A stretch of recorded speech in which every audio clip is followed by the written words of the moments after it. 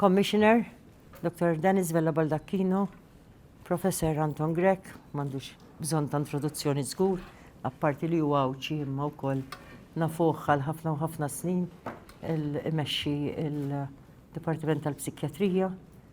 Nsellem ukoll il-membri parlamentari, Ġustin qed gost nara hawn, u naturalment lil sħabi, kollegi tal-Mental Health Association. Ġejt informata li hawn xi nies li huma English speaking u allura b'rispett jien se nagħmel il-kontribut tiegħi bl-Ingliż. So good morning to you all. I would like to start my contribution to this annual conference by commending the great efforts of the Mental Health Association Gozo. It has been a great pleasure to see this annual conference grow into a much-awaited event for many stakeholders in the mental health field. It has been a pleasure and an honor to be invited to address this event year after year.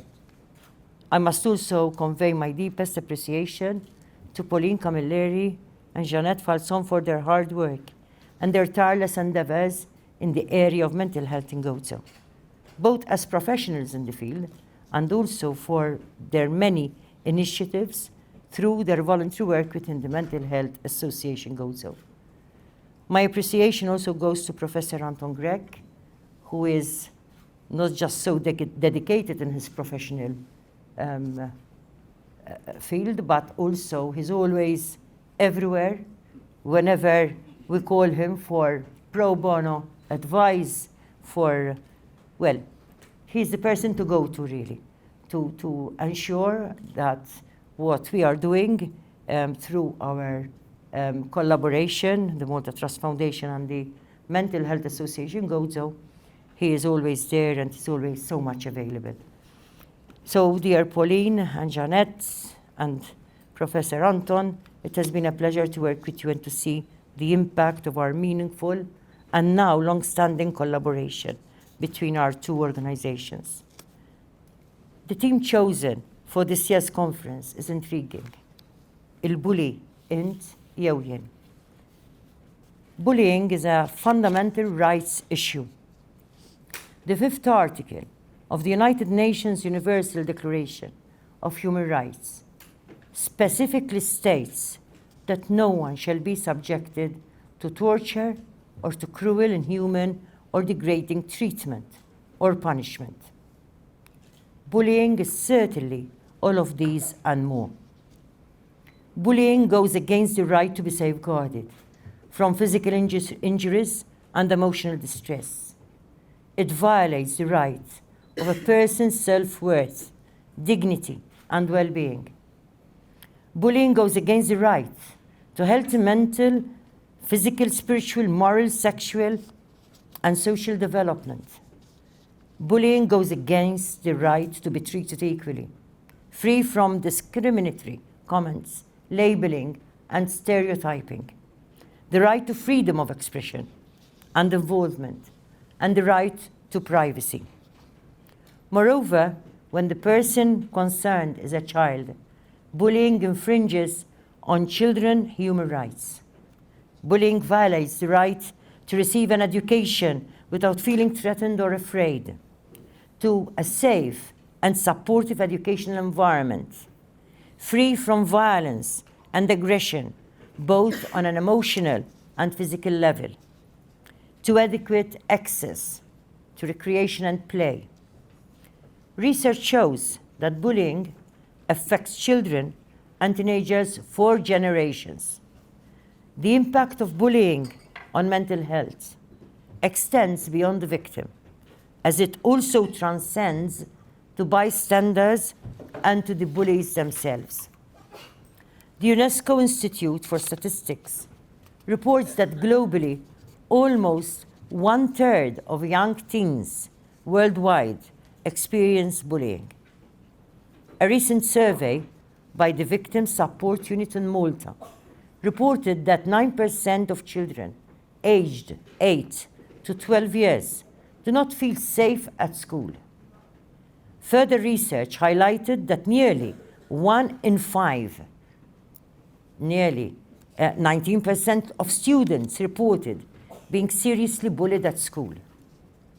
Statistics from the anti-bullying unit within the Department of Education shows that in 2019, over 500 cases of bullying in schools were referred to the authorities, and another 366 cases of bullying were reported last year.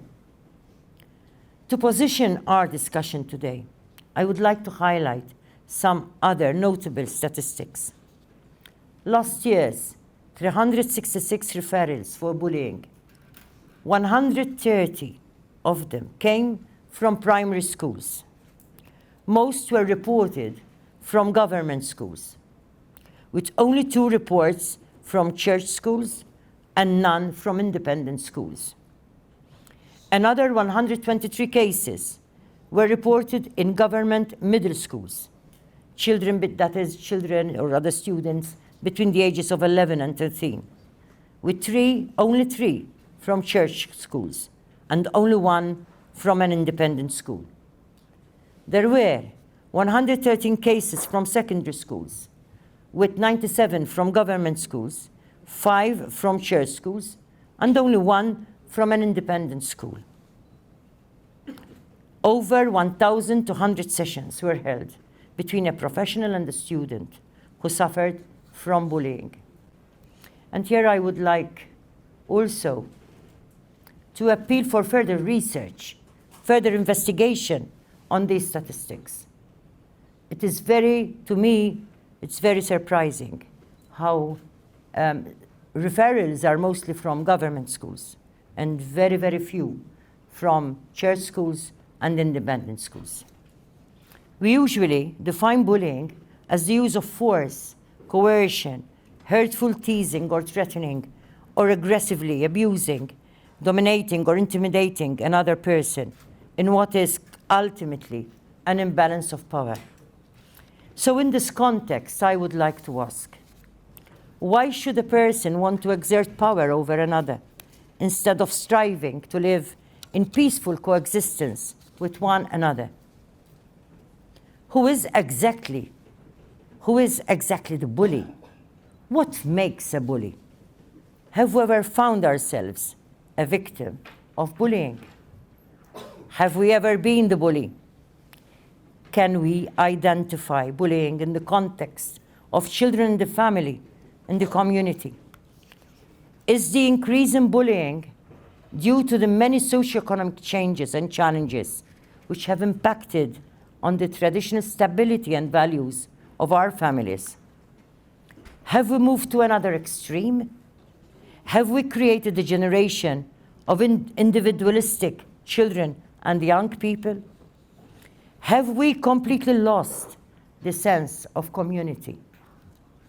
In our quest to teach our children to be more assertive and more empowered, have we become more aggressive and violent instead? No one is born a bully.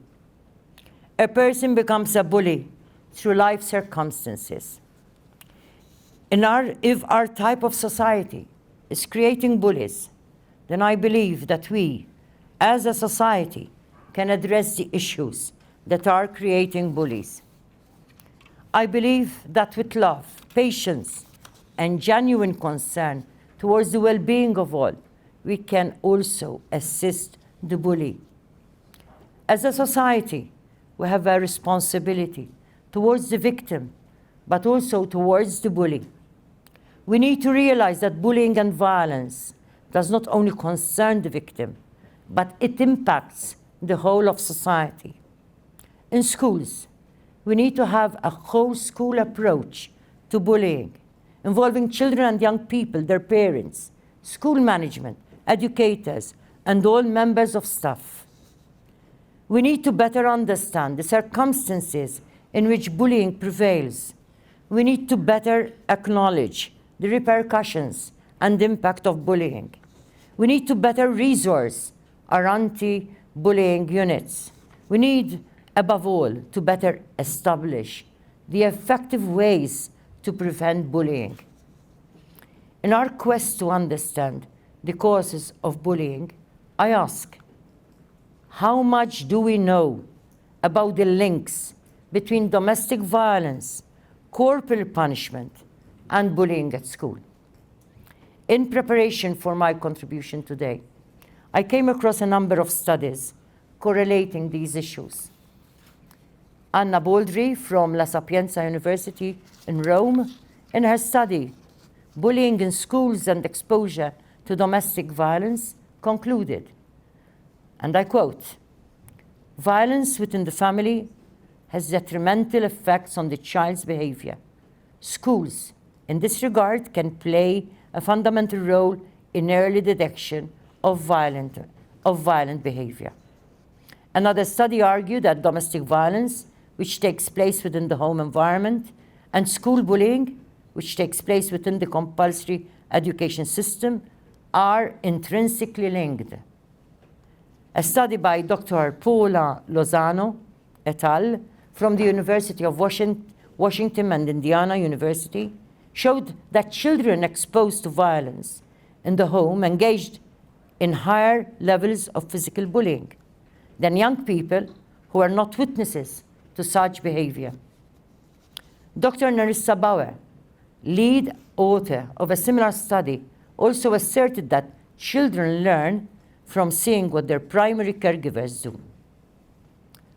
The Malta Foundation for the Wellbeing of Society, a foundation which I founded and still chair, is currently developing a project on restorative practices, aiming at creating peaceful environments of coexistence through the empowerment of ethical values.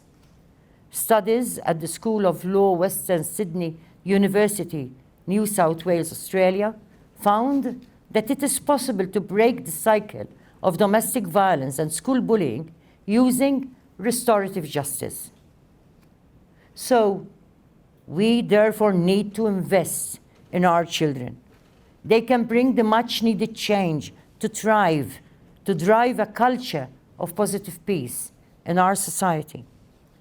There is another aspect of bullying today, which unfortunately is silently damaging a huge percentage of our children and the young people in the process.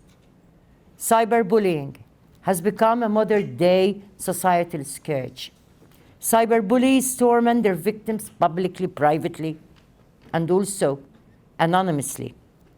Cyberbullying is of a persistent nature. Teachers and parents may not notice cyberbullying until the problem is advanced and aggravated. The Malta Foundation for the Wellbeing of Society has also taken up a project on children's online protection with a significant number of stakeholders, ranging from children themselves to parents, guardians, to teachers, to industry. A research study will start very soon to be conducted in schools to ensure that we can map out the extent of this worrying trend in our society. On concluding, I would like to highlight what research is clearly showing, that mainly bullied children and teens are more likely to experience depression, anxiety, and sometimes long-term damage to self-esteem. Victims often feel lonely. Some victims may also fight back with extreme, sudden violence. On the other hand, bullies are at higher risk for antisocial and violent behavior. They often have problems with school. They are more likely to abuse substances and alcohol. This can continue into adulthood, when they are more likely to abuse their partners and spouses or their children, or to engage in criminal behavior. Bully victims, those who are both a bully and are bullied, suffer the most serious effects. They are at greater risk for mental and behavioral problems than those who are victims or bullies alone. Rates of depression, anxiety, and suicide ideation and behaviors are greatest in this group. Bystanders fall into one of two groups: those who act to stop bullying and those who do not. The latter could be afraid of retaliation and upset because they wanted to intervene and did not. They may experience increased anxiety and depression that can affect academic performance and increase their use of substances, alcohol and tobacco. Bystanders who act to stop bullying, however, have beneficial outcomes, including increased self-esteem. Research shows that there is no direct correlation between bullying and suicide, which is usually not due to a single source of trauma. But bullying can contribute to the intense feelings of helplessness and hopelessness involved in suicidal behaviors. It is established that bully victims have the highest risk for suicidal behavior. Finally, I would like to end my contribution today by referring to an inspirational quote from Yehuda Bauer, a Holocaust survivor, who said, and I quote, "Thou shalt not be a victim. Thou shalt not be a perpetrator. But, above all, thou shalt not be a bystander." I wish you all a successful conference.